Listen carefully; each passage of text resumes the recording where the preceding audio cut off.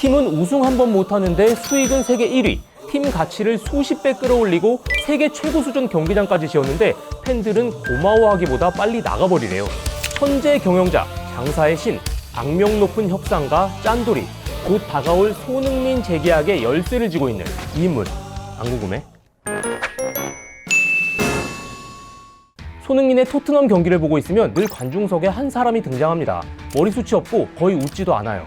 늘 같은 표정으로 경기를 관람하는 이 사람, 바로 다니엘 레비 토트넘 회장입니다. 구단주로 알고 있는 팬들도 있지만 엄밀히 말하면 토트넘 지분의 85% 이상을 갖고 있는 투자회사의 2대 주주이자 구단 CEO입니다. 그런데 1대 주주이자 구단주인 조 루이스가 축구에 별 관심도 없고 벌써 87살이어서 실질적인 구단주 역할을 하고 있긴 해요.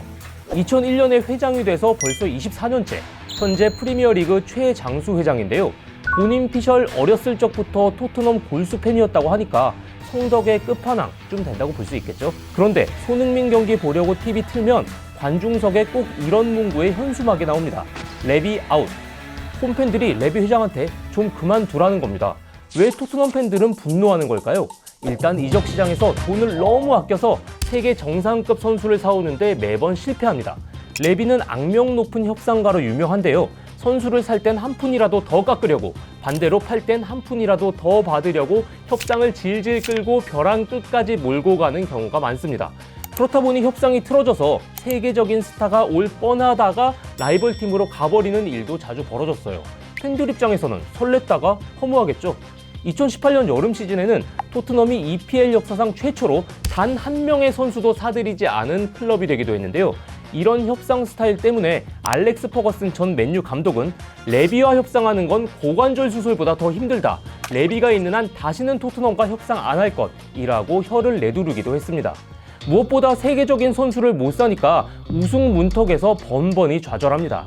레비가 팀을 맡은 이래 23년간 토트넘은 비교적 중요도가 떨어지는 EFL컵에서 딱 한 번 우승하고 그 외에 한 번도 트로피를 들어올리지 못했습니다. 그래서 팬들은 레비를 두고 짠돌이라면서 그런 협상 방식으로는 결코 우승하지 못한다고 비판하는 거죠. 그렇다면 레비는 무능한 회장일까요? 스포츠 구단의 궁극적인 목표가 트로피라면 그렇습니다. 그런데 만약 수익이라면 얘기가 좀 다릅니다. 지난해 포브스에서 전 세계 스포츠 구단 수익률 순위를 매겼는데요. 미국 미식 축구팀이 1위와 2위, 그리고 토트넘이 3위를 차지했습니다. 전 세계 축구 구단 중에는 제일 돈 잘 번다는 거죠. 프리미어리그 최다 우승팀 맨유, 우승 밥 먹듯이 하는 맨시티, 레알, 바르셀로나, 뮌헨, 수익으로만 따지면 다 토트넘 밑이었습니다. 최근 성적을 기반으로 정한 유럽 클럽 랭킹을 보면 토트넘이 34위거든요. 한마디로 60년 넘게 리그 우승 한 번 못한 유럽 34위 팀이 돈은 제일 잘 번다는 겁니다. 조사기관마다 조금씩 순위는 달라도 수익으로는 어느 조사든 거의 10위 이내에 듭니다. 이게 어떻게 가능할까요? 바로 레비의 장사 수완 덕분입니다. 일단 토트넘 선수들의 급여 총액을 보면요. 이른바 잉글랜드 빅6 클럽 중에 압도적으로 적습니다. 빅6에 포함되지 않는 아스톤 빌라보다도 급여가 적어요.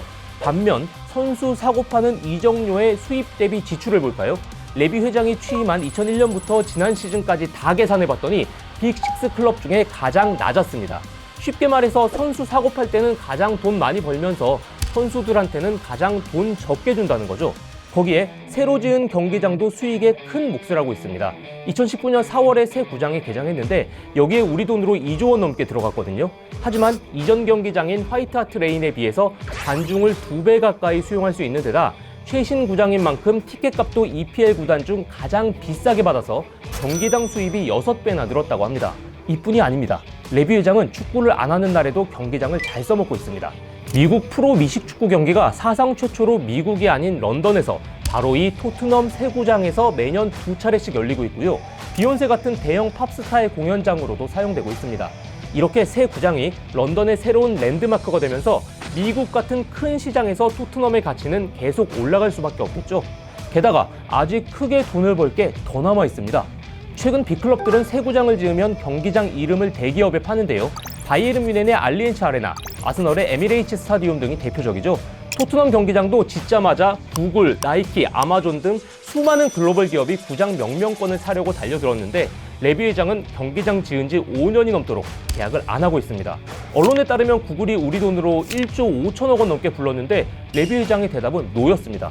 다른 빅클럽들 명명권에 몇 배나 되는 돈인데 그래도 더 받겠다는 거죠. 정말 지독한 협상가죠. 또 경기장 앞에 30층짜리 호텔 건설도 승인받았다고 하니까 조만간 경기장 짓느라 쓴 돈 다 뽑고도 남겠죠. 이렇게 장사를 잘하다 보니 토트넘은 레비 회장이 인수했을 때만 해도 구단 가치가 8천만 파운드 수준이었는데 지금은 20억 파운드로 25배나 늘었습니다. 자, 그렇다면 토트넘은 계속 우승은 못하고 돈만 잘 버는 구단으로 남을까요? 여기에서 최근 레비 회장의 행보가 주목할 만합니다. 올 시즌만 놓고 보면 선수를 데려오는데 EPL 모든 구단 중에 두 번째로 돈을 많이 썼습니다. 경기장 지은 돈 다 갚을 계획이 섰으니까 이제 우승할 때라고 판단했다는 언론의 분석이 이어지고 있는데요. 여기서 레비 회장의 진심이 뭔지 판단할 만한 중요한 잣대로 주목받는 이슈가 있습니다. 바로 손흥민과의 재계약입니다. 현재 손흥민은 약 3억 2천만 원 정도의 주급을 받고 있는 걸로 알려졌는데요. 팀 내 1위이긴 하지만 다른 빅클럽 최고 주급자들에 비하면 매우 낮은 수준입니다. 게다가 토트넘은 30대 넘은 선수와의 재계약에 인색한 걸로 유명한데요. 이번에는 레비 회장이 구단의 철학을 깨고 손흥민에게 구단 역사상 최고 수준의 주급을 제시했다는 현재 언론 보도가 잇따르고 있습니다.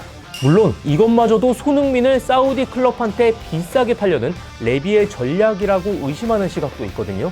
평소 얼마나 이쪽으로 명성이 자자했는지 알 수 있는 대목이죠. 손흥민의 재계약과 구단 우승의 열쇠를 쥐고 있는 이 인물, 이 정도면 더 안 궁금하죠?